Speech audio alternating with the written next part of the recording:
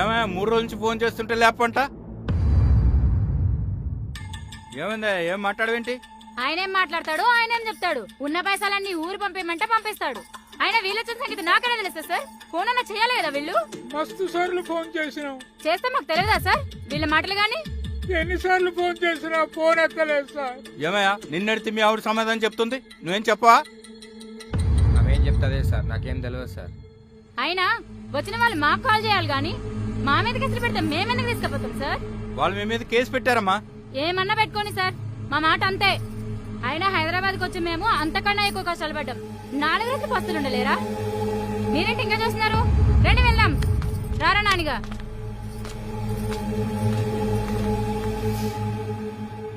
మీ కొడుకు తప్పేం లేదయ్యా, అంతా మీ కోడలదే. మరి ఇప్పుడు ఏం చేద్దాం లాయర్ గారు? సార్, చట్టంలో ఏ తల్లిదండ్రులైనా చూడని ఏ కొడుకైనా 10 సంవత్సరాల కారాగార శిక్ష, నాన్ బెయిలబుల్ కాగ్జినబుల్ అంటారు. అలాగే ఏ కోడలైనా అత్తమామను చూడని వాళ్ళకి 3 సంవత్సరాల కారాగార శిక్ష విధించడం జరుగుతుంది. సో ఇలాంటి మరుగునపడిపోతున్నాయి. ఇలాంటి మనం ముందుకు తీసుకొస్తే వీళ్లకు కఠినమైనటువంటి శిక్షలు విధించబడతాయి. సో ఈ చట్టం ప్రకారంగా మనం వెళ్దామంటాం సార్. సరే, అలా అయితే కొన్ని రోజులు చూద్దాం. ఓకే, మీకు ఇన్ఫార్మ్ చేస్తాం మేడం. Okay sir. ఓకే అండి. Thank you sir.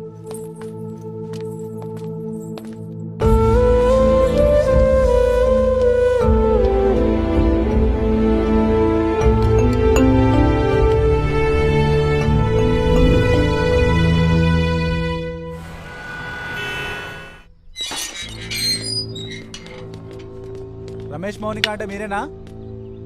ఏమైంది సార్? ఎందుకు ఏమైంది? మీ మీద రామయ్య రామక్క వారు కేసు పెట్టారు. ఎవరు పెట్టారు కేసు? మేమేం తప్పు చేసినాం? అదంతా మా తెలియదు. స్టేషన్ మేమెందుకు రావాలి సార్ 10 నిమిషాలలో మేము స్టేషన్కి వస్తాం సార్. ప్లీజ్ సార్ మీరు వెళ్ళండి. 10 నిమిషాలలో స్టేషన్లో ఉండాలి. వస్తాను సార్, 10 నిమిషాలు.